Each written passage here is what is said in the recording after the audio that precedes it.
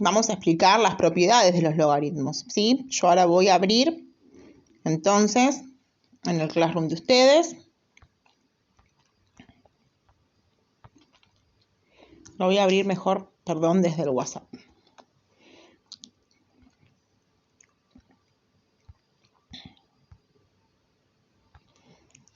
El archivo PDF que les mandé. Y bueno, y lo que quiero explicar son algunas cosas importantes, ¿sí? Espero que se vea bien.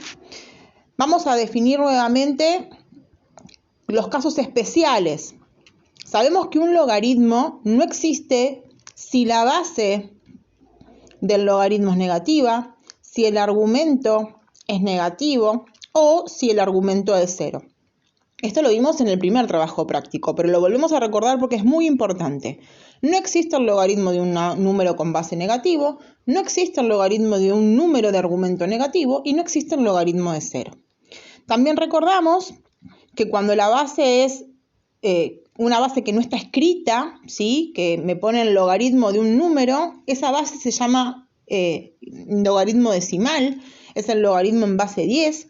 Y se hace con la calculadora o se piensa, ese 10, ¿a qué número lo tengo que elevar? ¿Cuántas veces tengo que multiplicar el 10 para que me dé lo que sería el argumento?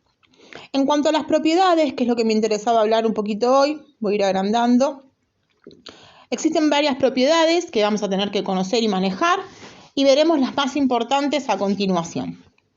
Propiedad 1. El logaritmo de la base es siempre igual a 1. Es decir, que si yo tengo misma base y mismo argumento, siempre me va a dar 1. Por eso los ejemplos que puse acá, logaritmo en base 5 de 5 me da 1, logaritmo de 89 de argumento 89 me da 1, y puse un ejemplo exagerado, logaritmo en base 12.500 en argumento 12.500 me da 1.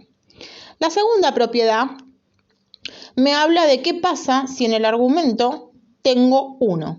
No importa cuál sea la base, siempre recordando que no puede ser negativa. En este caso, si nosotros tenemos que el argumento es 1, el resultado siempre es 0. Miren estos tres ejemplos que yo puse en la propiedad 2. No importa cuál es la base, mientras que no sea negativa, si el argumento es 1, nos da 0. En la propiedad 3 me quiero detener un poquito más, porque es importante, yo acá no puedo marcar, es importante entender qué pasa cuando yo tengo el producto de dos números y delante un logaritmo. El producto siempre es una suma. Entonces lo que vamos a aplicar es la propiedad distributiva. Vamos a escribir logaritmo en base a de b y en vez de poner un por, vamos a poner un más, logaritmo en base a de c. Es decir, vamos a hacer la propiedad distributiva escribiendo logaritmo y la multiplicación va a pasar a ser una suma. En los dos primeros ejemplos que yo escribí lo que sería la situación de logaritmos que no tienen solución exacta. Logaritmo en base 2 de 3 por logaritmo en base 2 de 5 se transforma en logaritmo en base 2 de 3 más logaritmo en base 2 de 5. Si tengo tres números multiplicándose, repito tres veces la base del logaritmo. Logaritmo en base 3 de 6 más logaritmo en base 3 de 2 más logaritmo en base 3 de 5. Pero en el último ejemplo puse algo que sí podemos resolver. Primero vamos a aplicar la propiedad. Logaritmo en base 4 de 16 más logaritmo en base 4 de 4. Pero estas dos partes de este ejercicio, que sería separar en términos, me quedan dos miembros, sí tienen solución. 4, ¿a qué número lo tengo que elevar para que me dé 16? Es el 2. Y 4, ¿a qué número lo tengo que elevar para que me dé 4? Tengo misma base, mismo argumento, es la primera propiedad que vimos, es el 1. Por eso 2 más 1 me da 3. Entonces es importante recordar que cuando tengo una multiplicación voy a hacer una propiedad distributiva, pero voy a poner siempre un más. En la cuarta propiedad nos pasa que tenemos como operación fundamental de unión de esos dos números, una división. Esa división la podemos escribir como la rayita de fracción o con los dos puntitos del signo de división. Entonces es lo mismo que lo que hicimos recién, nada más que ahora la propiedad, en vez de decir que voy a sumar, significa que voy a restar. Voy a hacer una propiedad distributiva del logaritmo, respetando la base para cada uno de los argumentos. Logaritmo en base a de b menos logaritmo en base a de c. En el ejemplo que escribí primero no tiene solución, pero para que se entienda quedaría logaritmo en base 2 de 3 menos logaritmo en base 2 de 4. Vuelvo a repetir que ¿por qué es menos? Porque hay una división. En el último ejemplo tenemos logaritmo en base 4 de 16 dividido 4. Logaritmo en base 4 de 16 menos logaritmo en base 4 de 4. Logaritmo en base 4 de 16, tenemos que pensar ¿cuántas veces elevo el 4 para que me dé 16? El resultado es 2. Sigo escribiendo el signo menos. ¿Cuántas veces elevo el 4 para que me dé 4? El resultado es 1. De lo que queda que 2 menos 1 es 1. Cuando nosotros tenemos una potenciación en la propiedad número 5, ¿qué nos pasa? No vamos a elevar o no vamos a sacar la raíz del argumento.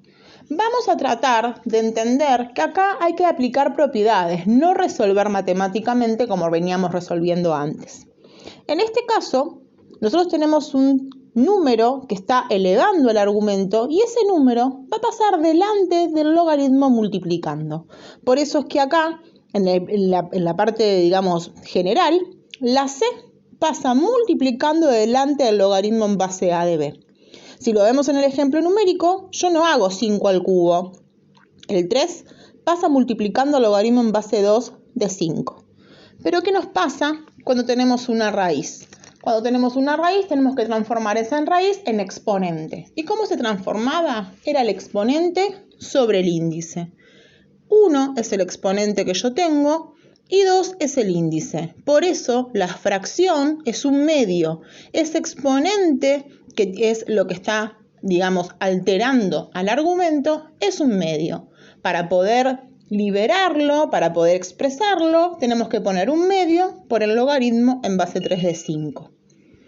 En cuanto a la propiedad número 6, es muy sencillo también, porque nosotros acá tenemos misma base y mismo argumento, pero el argumento está elevado. Cuando tengo la misma base y el mismo argumento, directamente el resultado de la propiedad es el exponente. Pero vuelvo a repetir, tengo que tener misma base y mismo argumento. Y la propiedad 7, que es la frutilla del postre, como digo yo, es para esos logaritmos que no tienen solución. Acá lo que tienen que entender es que cuando un logaritmo no me sale, cuando yo no sé qué hacer para resolver el logaritmo, cuando me doy cuenta de que el logaritmo no es exacto, lo que se hace es el logaritmo del argumento dividido el logaritmo de la base. Por eso es que en forma general escribimos el logaritmo de B dividido el logaritmo de A. Esa C que yo pongo o ese, bueno, el 3, eso está mal. No sé por qué me salió ese 3, que sería el resultado en realidad. Esa C es el logaritmo en base 10. Esto de cambio de base se hace con la calculadora, con la tecla log. Entonces, logaritmo de un número nos da dividido del argumento, dividido el logaritmo de lo que es la base, ¿sí? Entonces, en el segundo ejemplo sería el logaritmo de 8, que es el argumento, dividido el logaritmo de 2, que cuando lo resolvemos nos da por resultado 3.